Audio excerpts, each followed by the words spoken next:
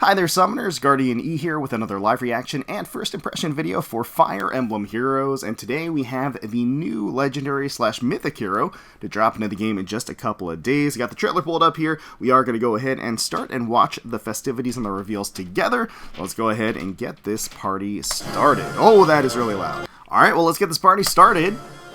By the way, is anyone else annoyed that they switched to the shorts format for these trailers? It makes it harder to record it with the full screen. Anyway, doesn't matter. A new Mythic Hero joins the battle. Oh, I know that silhouette. That is going to be the God of Foresight. God of Foresight. My goodness. Heimdallr. God. Oh, wow. Wow. That statuesque figure is a sight to behold. What the heck? What was that? Does she stop the enemy from attacking? Hold up. Okay, so she is going to be a cavalry unit. Wait, Mythic Gjallarhorn, 14 might, killer slaying effect at start of turn, grants special cooldown count -1 to unit. All right, that's pretty good too. It gets a little charge at the start of the turn in addition to the killer slaying effect. If defending in Ether Raids, at the start of enemy phase, grants Foresight Snare to allies closest to bottom of the map within 3 columns centered on unit for 1 turn. If not defending in Ether Raids, at the start of enemy phase, if there is only one ally, excluding unit, with the highest defense among allies closest to foe, grants Foresight Snare to that ally for 1 turn. Interesting. Alright, we'll learn what Foresight Snare is in a little bit. For foes within 3 rows, 3 columns centered on unit, inflicts -5 to all stats and neutralizes foes' bonuses to attack, defense, res during combat. At start of combat, if unit's HP is greater than or equal to 25%, inflicts penalty on foes' attack and res equal to 20% of unit's res at the start of combat. Unit deals +X damage, excluding AoE specials, and reduces damage from foes' attacks by X during combat. In this case, X equals the number of allies within 3 rows, 3 columns centered on unit times 5, max 15. Restores 7 HP to unit after combat. So she does have a maximum of 15 true damage built into her attack. So Foresight Snare, if foe initiates combat and there were no combat instances on the current turn yet, player phase and enemy phase are counted separately, triggers the following effect. Cancels foe's attack, completing their action, inflicts isolation and status, preventing counterattacks on foe through foe's next action.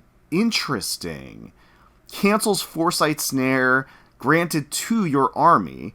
These effect trigger after Ether Raids traps, but before Savior. Okay. Does not trigger in Pawns of Loki. Okay, that is busted. That is busted. It effectively has whoever is attacking, completely subjugates them, makes them, cancels their attack, and then leaves them high and dry without any defenses, because they can't counterattack at that point. There's isolation on them, and they'll just get destroyed on the following turn. Obviously, the primary use is going to be in Ether Raids. That's how it's designed, but she is able to give Foresight Snare to an ally outside of Ether Raids that has the highest defense, closest to the foe, and they get granted that for 1 turn. So yeah, this is an absolutely busted ability through and through. I mean, other stuff notwithstanding, the fact that she gets the special charge at the start of turn, as well as the killer slaying effect, true damage, the neutralization of bonuses, as well as the stat depreciation and debuff on the enemy. All this stuff, but really the Foresight Snare, I mean, that's going to be the game changer here, right? So Ice Wall, 4-turn cooldown, which of course means that on turn 1, as it begins, it's going to be at a 2-turn cooldown. Boost damage by 70% of unit's res when special triggers. If unit or foe special is ready, it also... And also, if unit's res is greater than foe's res, -10, reduces damage to the foe's next attack by 40%. Alright, we got attack res Aria.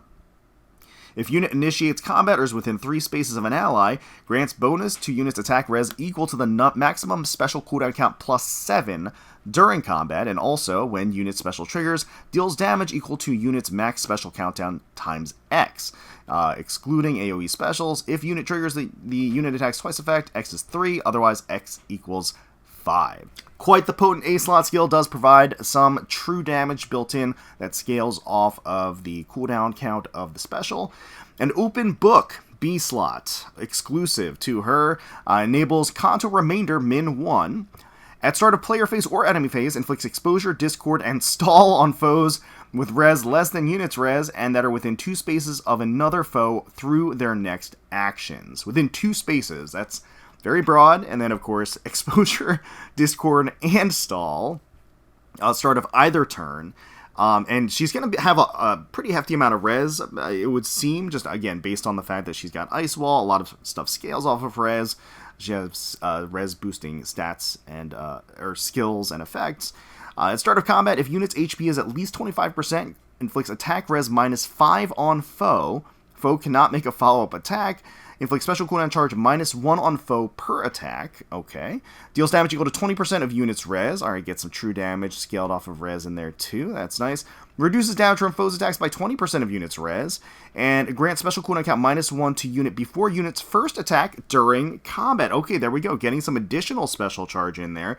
So she gets Killer Slaying effect, gets a pulse charge at the start of the turn, and then she also gets a pre-charge when going into for the attack as well. So she just needs one other charge, right, to get an insta charge. I'm assuming that's going to be part of her C slot skill or some other effect, but or I'm missing something at this point.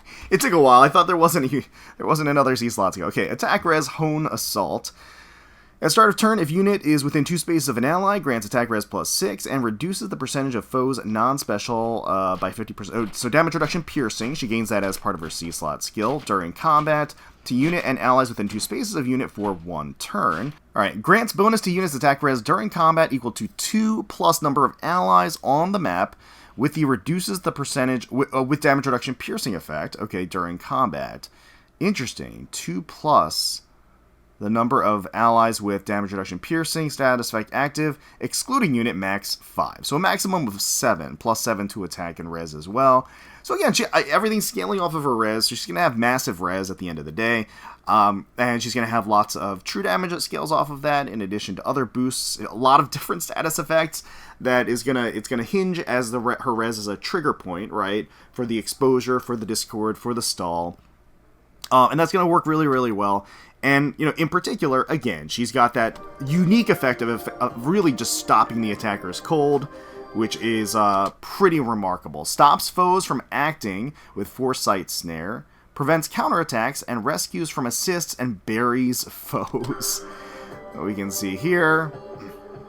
So, Edelgard coming in for the attack, gets stopped, and then, as foreseen, gets blown away. Oh, she's got the horn. That's so cool. And then the beam from the sky. That is a cool attack. That is a cool attack. Alright. Yunaka coming in, getting stopped once again. And then... oh, coming around the side here. For the kill. And there is the attacking arc. Oh, you can see the... yeah, she's got the horn out and everything with the... mid-attack, very cool, with sort of the Vorpal effect behind her, is really nice. And, of course, she's got that form-fitting, hip-hugging, bust-accentuating outfit that looks just spectacular on her. A little flip of the hair as she does her attack, that's really cool. And then the beam from on high. Very nice effect. And, yeah, she's going to be a disaster. She's going to be an absolute disaster.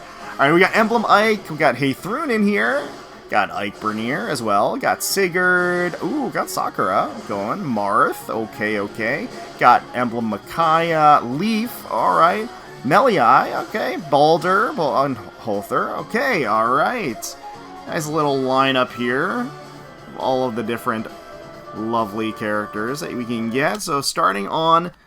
so alongside her, color sharing on blue is going to be Emblem Sigurd as well as Hother. I would say that Emblem Sigurd is effectively a must-have, even if you don't like the character, don't care about the character. Just being able to slap him as an Emblem hero on your favorite character is a pretty big deal. I think he is one of those game changers that's out there. As far as Emblem heroes go, and there's actually a lot of really powerful, very, very powerful characters from this selection available, including the Anniversary Marth. Absolutely huge. Sakura, really strong as well. Got both Baldur and Hother in here, Emblem Micaiah. You know, even Emblem Ike is still stupid in his own way. So, again, the selection of characters here, quite powerful, quite strong. I think the biggest attraction would be that I think most people probably have at least one of these characters, you know, one copy of each of these characters already. With the Emblem Heroes, you do get the advantage, of course, of boosting the paired hero with multiple copies that you have, getting various stat boosts and things like that. But yeah, definitely a pretty potent selection to come alongside Heimdallr, and in fact, you know, while color sharing with her as well. So, starting on the 30th of October, the day before Halloween, and going for a little over 2 weeks, Heimdallr, finally in the game, God of Foresight, and she is going to be a bit of a game changer, I'll say. A bit of a game changer. Super annoying to deal with, without question. And yeah, I'm curious, though. I'm curious how many units will have that type of effect, and sort of what sort of neutralization we can expect to see for this. Because again, the game moves at such a momentum at this point that you've got to expect counters in the next month or two. So it's almost like I'm kind of wondering, you know, other than kind of just kind of burning a character's turn just to kind of waste the effect, I am curious if there's going to be any other sort of hard counters, or even any other characters that have similar effects to the Foresight. But yeah, she is certainly going to be deadly, no question about that. I mean, she has a plethora of different effects built in that scale off of her res that are very, very strong, notwithstanding the whole, you know, Foresight element that she has. But because she has that Foresight, that just makes her that much more devious and that much more of a nuisance. Really an absolute troublemaker. Yeah, so here she is once again. I love her design. I mean, the fact that she's got, obviously, the voluptuous proportions certainly doesn't hurt things, but even just in general, just kind of like the stern look, the hair with the highlights, the stripe, and then the kind of the charcoal ashy look to her skin is just really neat, especially in the contrast to sort of the heavenly cloak and colors, with the elements of the pearl white and the gold draped over her, and the purple lining just really comes together nicely. And I just think comes together really well. And she has the weapon that's effectively like a bullhorn, which is in and of itself, I think, very charming. She is going to be a cavalry unit, and then she is going to be a blue tome cavalry unit, as we can see here. But yeah, I knew as soon as I saw the character that I was going to pull for her whenever she was available, so I don't see that changing. I think my game plan is going to try to secure at least one copy of Heimdallr here, but let me know down below, what are your plans? What are you thinking? What do you think about her skills? How annoying do you think it's going to be? And are you going to pull for her? And if you do, best of luck to you. Hopefully your summons go amazingly. We are going to put out a summon video for her as well, and hope to see you there. But hopefully you all enjoyed the video. If you did, please consider leaving a like, commenting down below, and subscribing to the channel for more Fire Emblem Heroes content. We thank you all so much for watching, and until next time, let's protect those skies.